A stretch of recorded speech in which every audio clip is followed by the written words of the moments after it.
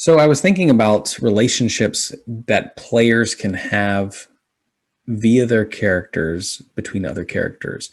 And what got me thinking about this was reading through the player's handbook. I saw the wealth rules, where at the beginning of level 1 or whenever you begin the campaign, you start out with a wealth status from squalid to modest to wealthy to aristocratic. The players are required to pick a status, and that's how much gold they earn per day based on their jobs, based on their income, based on whatever, means of wealth they are provided. And that got me thinking, Dungeons and Dragons can be a great tool for increasing self-awareness. Most of the times, I think when we start out playing, we probably play characters that are very close to what we think we are. And then over time, we begin to experiment and find out, number one, that ourselves, we are very dynamic creatures, but everyone else around the table is very dynamic. So what I want to show today is a little model I designed to help you and the other players around the table use some kind of map to understand how dynamics can work at the table between characters. And I say between characters because what I think ends up happening a lot of times is players will sit around the table and players already have established relationship dynamics between the other players around the table. You may not like everyone, you may not have the same values, or you may be best friends for your entire life, or you may be kind of like common enemies or frenemies, or constantly trying to one up each other all the time. But you have a common thread, and that's you want to play Dungeons and Dragons around the table together. That's your quest that brings you together. So as I begin this, I want to say, just by way of introduction, that I think this personality dynamic model only works if the Dungeon Master and the player characters have already established the adventure quest.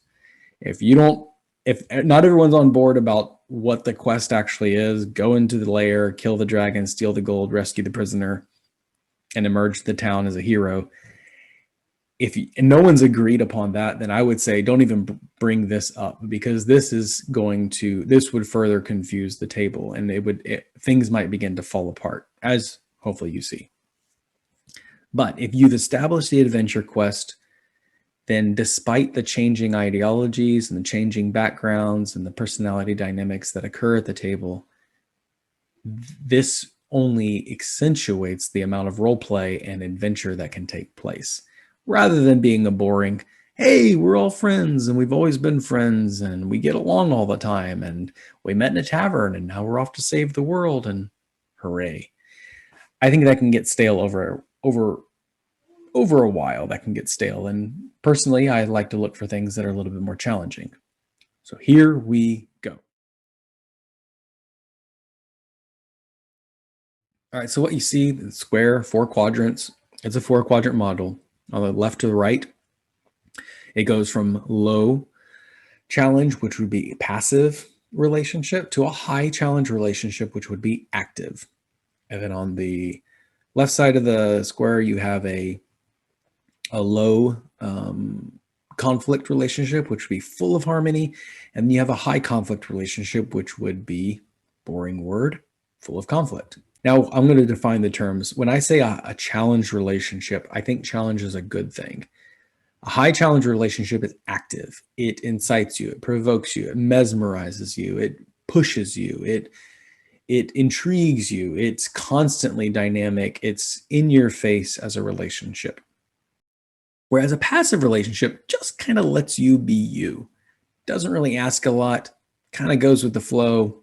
Maybe you've known each other your whole life and you just don't have a lot of questions. You don't have a lot of push and pull.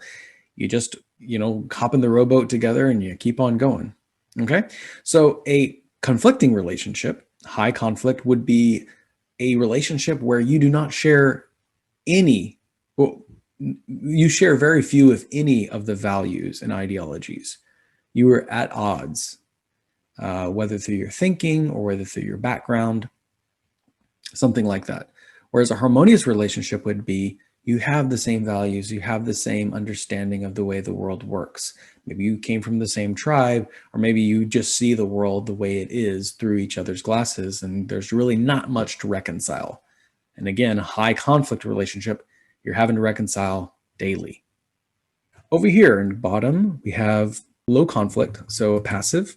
So using Lord of the Rings, as I like to do, this is a trine relationship. It's very harmonious. It's very gentle. It's very, it doesn't really ask a lot. It's passive harmony, low conflict, low challenge. Merry and Pippin is a great example. They came from the same place. They don't really have a lot of push and pull. And that's where they begin their journey. They start out, hey, we're a passive harmony relationship. There's not a lot going on. It's not very dramatic. And that's the way we like it. Of course, and that's why this is called a dynamic. Over time, this can change. And that's what makes it so exciting. You don't just automatically go from 0 to 60. You get to see over time.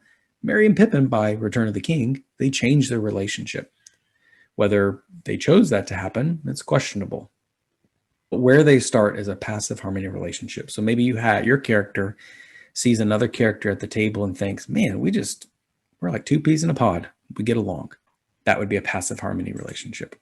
Moving on with a different color. This would be not that color. This would be an active harmony relationship.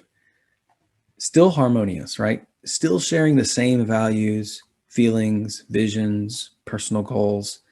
Everything lines up and there's very little reconcile on a daily basis. However, the relationship is active for a couple reasons. First reason that comes to my head, and this is why I don't think, unlike the passive harmony relationship, I think that's kind of what people default to when they play D&D, because it's very low maintenance. It's easy to use. We get along because we just see the world through the same eyes. I don't think people use active harmony relationship as often as could be because it requires one person to take more of a mentor role or a challenger role. Gandalf and Frodo is a good example.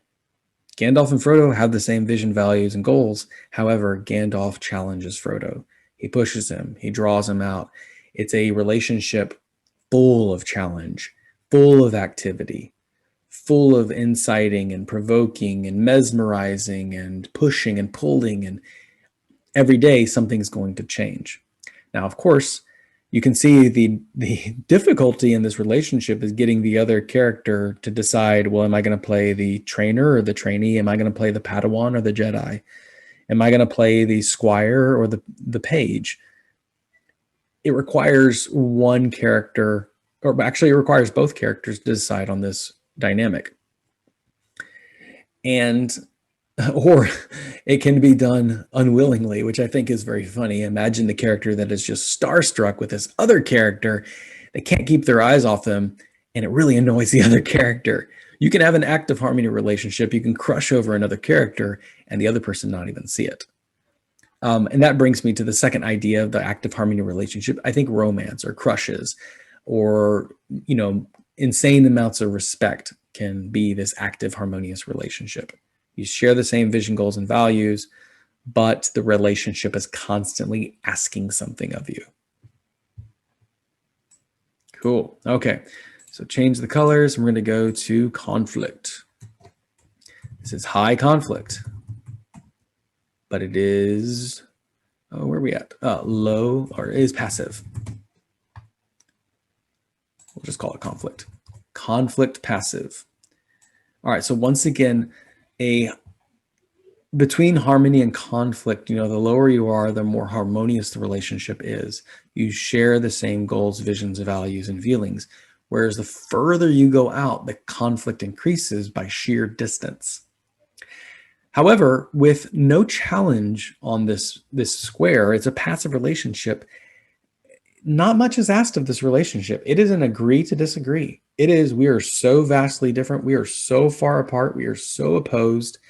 We don't even need to explain ourselves to each other. This is a great frenemy relationship. This is a Gimli and Legolas relationship, whether through grudges or distance, or you're a dwarf and I'm an elf, and that's just the way the world works. We're not going to get along. That's the kind of relationship that exists in this quadrant. And as I talk about the conflicting relationships, Again, I'd reiterate, none of these relationships work if the adventure quest has not already been established. Gimli and Legolas's relationship would have fell apart if they didn't have the quest, which was go save Merry and Pippin. And that's where we really got to see their dynamics magnified. The conflict exists in the irreconcilable worldviews. The challenge or lack thereof, the passivity exists in the mutual acceptance of not producing any kind of activity in the other person's life. It's where, two planets are on opposite sides of the solar system, and it's just way too much work to reconcile anything, so you don't even bother. I do think sometimes this relationship gets used, maybe like with the cleric praying for the rogue and the rogue stealing from people without the cleric's knowledge. They live in totally different worldviews, but they're so far from each other, they don't even know what each other's doing. So there's not much to reconcile. Therefore, it's a passive relationship. And it's fun. Again, if everyone understands these dynamics, it can make for a really great role play.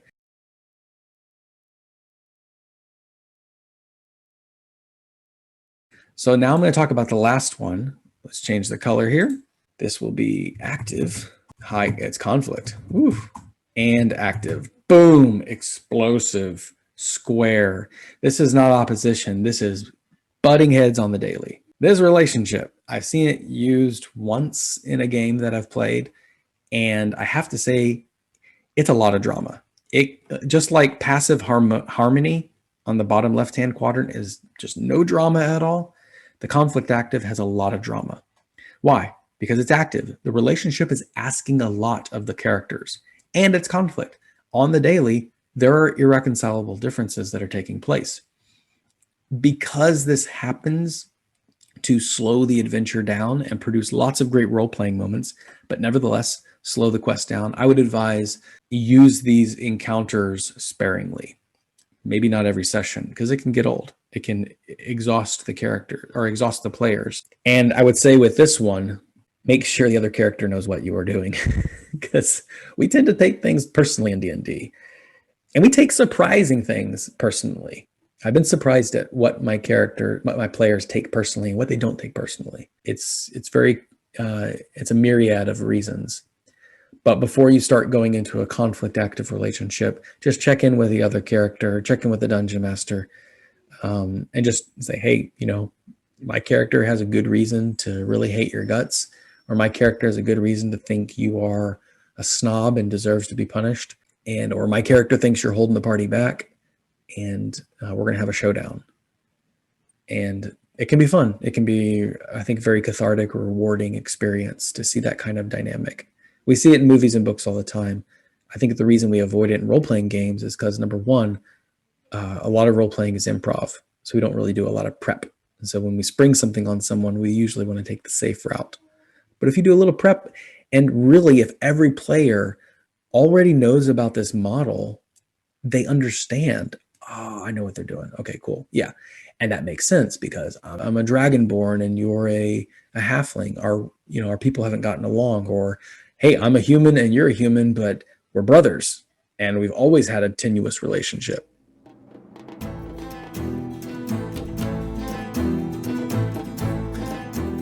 The fifth relationship that I was thinking about is called the conjunction relationship. And it exists outside of these four quadrants. A conjuncting relationship is star-crossed lovers, a summer fling, two ships passing in the night. It's parallel lines in the universe finally coming to an intersecting point and possibly being all four of these relationships all at once and then disappearing. I think it's difficult to pull off in a campaign because it's really introducing possibly a new character and then pulling them out of the storyline. So I think, you can come up with creative ways on how to make that happen, whether it's through an NPC, which I think is a great idea. The dungeon master can actually produce a conjunction relationship and then pull them out of the story when appropriate. Conjunction relationships, in my opinion, I think they can overwhelm the plot. So when you do use a conjunction relationship, recognize it's going to take up all the air in the room. And as long as all the players are intrigued and they're enjoying the story, I think it works great. And it's very dynamic and It can be stuff worth writing down. So there you have it. That's a nice little map to use. Again, if everyone at the table, including the dungeon master, or you know what, you don't have to include the dungeon master, just throw this on them. You and the other players get together and decide where do my characters fit in the larger world. Ask the dungeon master, you know, I'm a dragonborn warlock. Does that mean anything in the greater world, or is that just run of the mill? Is that normal? Or I'm a human fighter that works in the noble court. How does that make a difference in the world? What kind of status do I have? What do people see when they look at me? How am I perceived through others' eyes? And yeah, you want to know how you're perceived through your own eyes. That's self-awareness. That's bringing what you can to the table. But nevertheless, you can't control what other people think about you in real life, and your character cannot control what the world thinks about them. But nevertheless, knowing where you start is a great way to find out where you want to be. All right, Sojourners, continue telling your story, and I hope this map and model helps. And so our story continues.